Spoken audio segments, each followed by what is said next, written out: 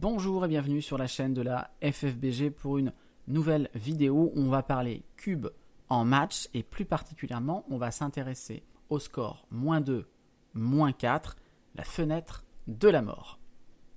Alors avant de regarder ce qui se passe à ce score, on va prendre une position de début de match. On joue un match en 9 points, il y a 0-0, on est rouge, c'est à nous de jouer et puis là on peut prendre quand même quelques instants, se poser la question, faut-il envoyer le vidéo? Alors regardons des éléments factuels, la course, donc on a 4 pipes d'avance sur l'adversaire. En termes de structure, ici on a fait notre joli point 5, l'adversaire a lui aussi un point dans son board, le point 3, on a réussi à obtenir une encre avancée contrairement à lui, donc on domine structurellement, léger avantage sur la course. Et est-ce qu'il y a des menaces? Est-ce qu'il y a des séquences où on va regretter de ne pas avoir envoyé le vidéo? Alors les séquences, il n'y en a pas beaucoup, mais on peut imaginer qu'effectivement, après avoir fait un double 4, avec un gala de l'adversaire, ou un double 6 où on échappe nos pions, peut-être qu'on va regretter de ne pas avoir envoyé le vidéo. Mais ces séquences sont assez modestes, même si on frappe par exemple le blot ici en 14, il y a de bonnes chances qu'il s'ancre, il a encore une partie tout à fait jouable. Donc le bilan de cette analyse, c'est qu'on a une très légère avance à la course, on commence à dominer structurellement, il y a quelques menaces, mais tout ça semble un peu juste pour envoyer le vidéo. On a l'impression qu'on va pouvoir profiter d'un meilleur cube un petit peu plus tard, qu'il faut encore progresser dans cette partie. Alors si on demande l'avis de l'ordinateur, eh bien il va également nous conseiller de ne pas doubler. C'est une erreur assez sérieuse de doubler quasiment 100 millièmes. On a des chiffres ici qui confirment un petit peu ce qu'on a dit. On a l'avantage, c'est du 60-40 avec un taux de gammon raisonnable, mais pas quelque chose d'écrasant. Donc effectivement, ici, pas de double à 0-0, match en 9. Bien, alors maintenant on va faire la petite expérience suivante. On va modifier le score. On va mettre par exemple un match en 5 points. On va supposer qu'on est mené, maintenant qu'on est mené -2, -4, c'est-à-dire que l'adversaire est à 2 points de la victoire. Donc je vais le mettre à 3 et donc moi je vais me mettre à 1. Donc là on est à -2, -4.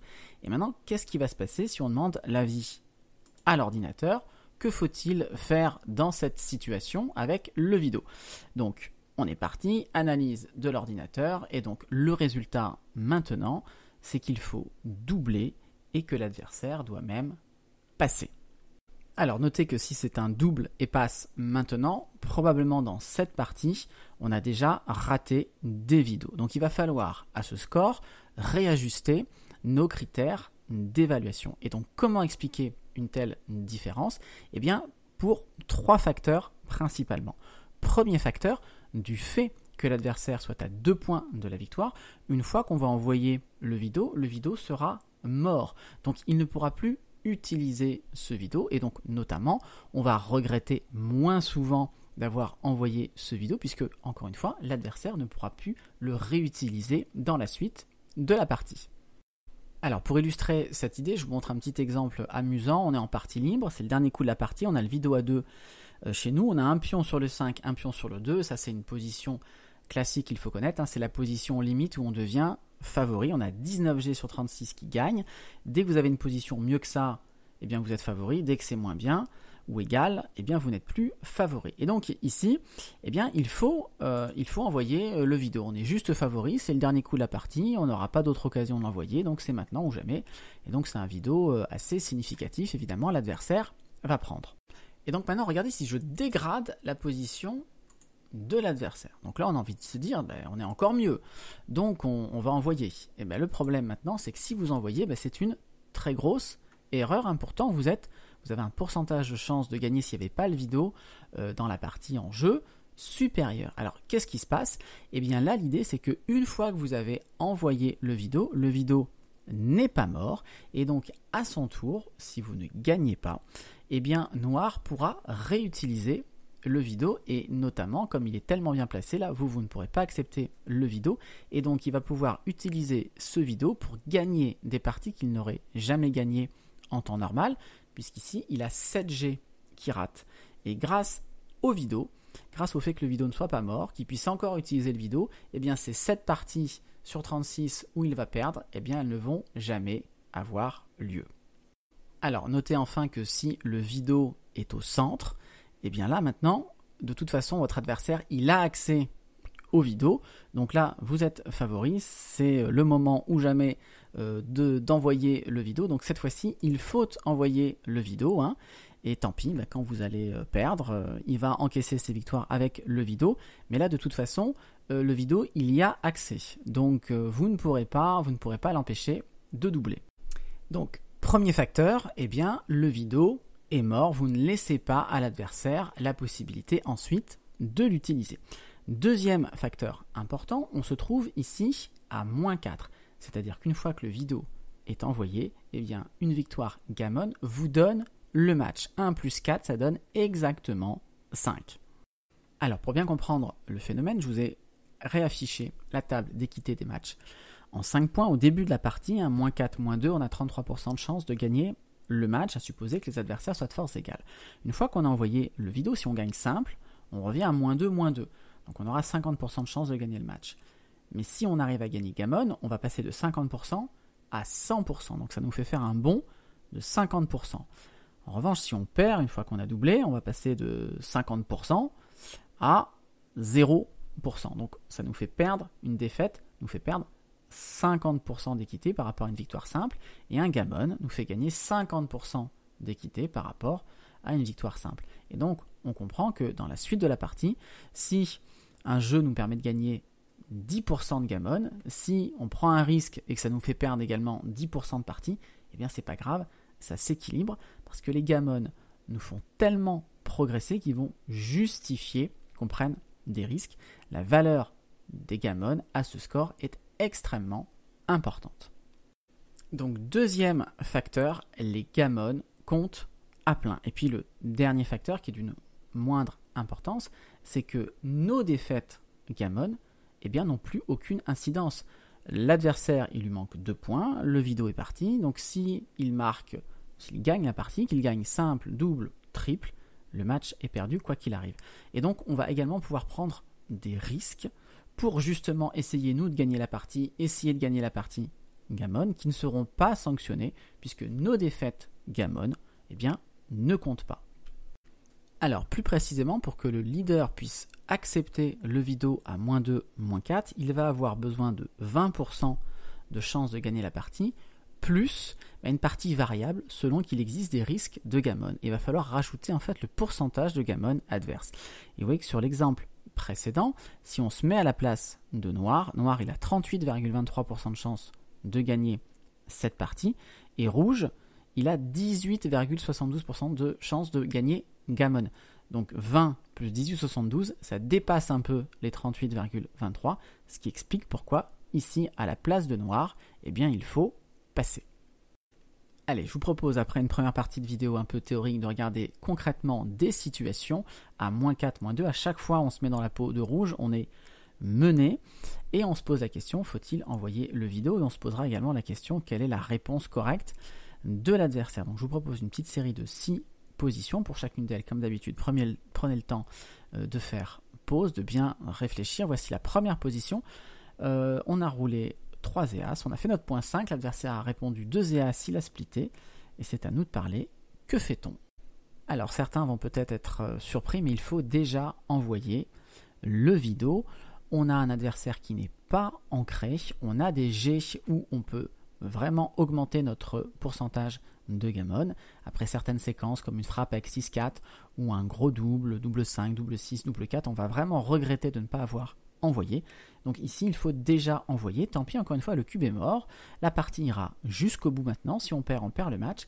Mais ici, on a une position qui est volatile.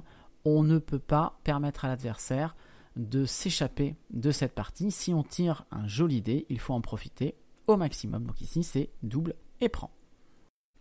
Allez, position 2. Maintenant, je vous laisse réfléchir. Alors, peut-être que certains vont trouver ça bizarre, mais ici, il n'y a pas d'urgence à envoyer le vidéo. Alors, on est mieux que dans la partie précédente, 68% de chance de victoire, mais très peu de gammon. L'adversaire est ancré sur notre point 5, donc on a une avance à la course raisonnable, mais il a un tech vraiment très facile ici. Là, les 20%, ça m'étonnerait qu'il passe dessous le tour d'après, hein, sauf envoyer un double 5, double 6. Donc de notre côté, c'est très peu volatile. On a très peu de jets qui vont l'emmener dans un pass. Donc on peut attendre d'être un peu mieux ici. Donc bonne réponse, c'est pas de double et évidemment prend. Position suivante. Alors dans cette position, l'adversaire est toujours ancré. On a une avance à la course qui est moindre, mais notez qu'ici, avec le blot en 16 et à l'as, en cas de frappe notamment, on a un taux de gammon qui va monter en flèche et qui pourrait contraindre l'adversaire à passer. Donc ici, dans cette position, il y a une certaine volatilité ici dont il faut profiter. Donc là, il faut envoyer le Vido et avec son encre ici et une course relativement égale, vous voyez que l'adversaire a encore 38% de chance de gagner. Donc ici, il a un tech assez facile. Position numéro 4 maintenant. Alors dans cette position avec 3 hommes à l'arrière et pas d'encre défensive, là il faut bien comprendre qu'on a un taux de gammon assez important. Dans une partie standard, hein, au début d'une partie, c'est environ 15% le taux de gammon. Donc là vous comprenez qu'on a beaucoup plus, probablement aux alentours de 25%. En fait ici il y a 22,5. Et donc à la place de noir, est-ce qu'on a 20% plus à peu près 25%, c'est-à-dire dans les 40-45% de chances de gagner? Ça risque d'être un petit peu limite et là il vaut mieux passer. En fait on n'a que 41,5 pour noir de chances de gagner et donc là c'est plus raisonnable de passer. Il y a vraiment trop de risques de perdre gammon. L'adversaire ici en rouge a une trop bonne position. Position suivante, position classique, l'adversaire a ouvert 5 et 2. On a répondu par double 5 suivi de gala de sa part. Que faites-vous? Alors ici vous comprenez bien que noir ne peut pas prendre, mais en fait c'est tellement bon que vous ne devez pas doubler. En fait c'est trop bon pour doubler. Là essayez de jouer un tour de plus. Regardez comment la situation se profile, hein. Si vous arrivez à gagner 2 points gammon naturel sans doubler, vous arrivez à 3-3, vous avez fait une très bonne opération. Là, il est clair que l'adversaire va partir en courant si vous doublez. Et puis pour finir, je vous propose cette dernière position.